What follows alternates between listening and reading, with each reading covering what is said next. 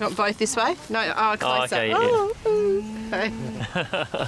Every year, millions of litres of milk are imported into WA as yoghurt. When we can easily produce more milk. Here on our dairy farms in the southwest.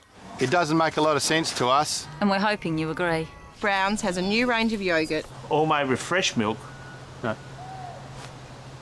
From WA Dairy Farms. So we're making Saturday the 3rd of November the use-by date for all yoghurt imported into WA. From that day on, we're inviting you to only buy local yogurts. To join in our use by date campaign and get some free yoghurt, click on these. Thank you.